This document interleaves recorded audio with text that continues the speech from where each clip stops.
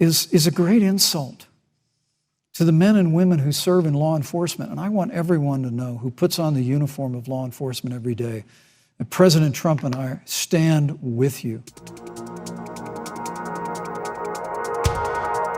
Well, the American people have witnessed what is the greatest failure of any presidential administration in the history of our country. The fact that you continue to undermine public confidence in a vaccine, if the vaccine emerges during the Trump administration, I think is unconscionable. Stop playing politics with people's lives.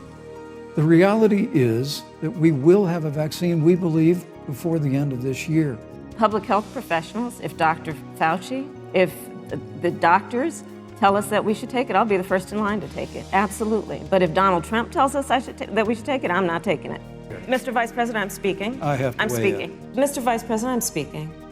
Well, wait. I'm speaking. That is absolutely not true. Is he only going to repeal part of the Trump tax cuts? If you don't mind letting me finish, we can then have a conversation, okay? Please. They knew and they covered it up.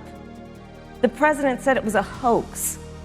They minimized the seriousness of it. And in spite of all of that, today they still don't have a plan. President Trump and I have great confidence in the American people and their ability to take that information and put it into practice. Let's talk about respecting the American people. You respect the American people when you tell them the truth. Joe Biden has been a cheerleader for communist China over the last several decades. Joe Biden opposed that decision. We believe we'll have literally tens of millions of doses of a vaccine before the end of this year. And just so everyone is clear, when we say in debt, it means you owe money to somebody.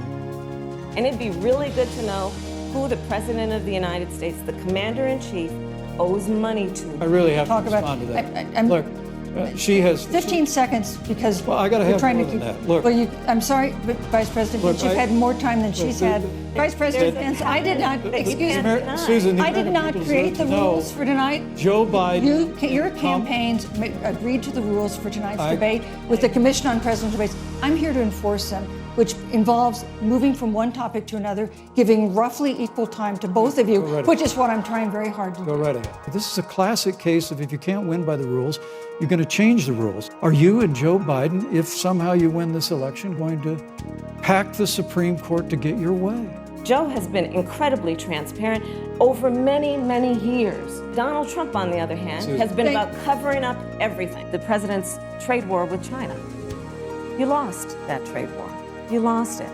Lost the trade war with China. Joe Biden never fought it.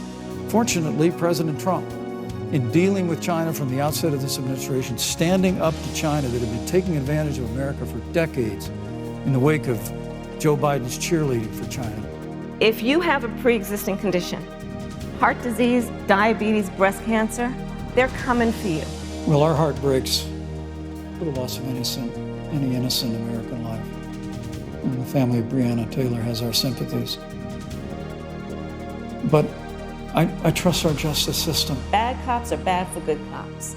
We need reform of our policing in America and our criminal justice system, which is why Joe and I will immediately ban chokeholds and carotid holds. George Floyd would be alive today if we did that. There's the issue of choice, and I will always fight for a woman's right to make a decision about her own body. It should be her decision and not that of Donald Trump and the Vice President, Mike Pence.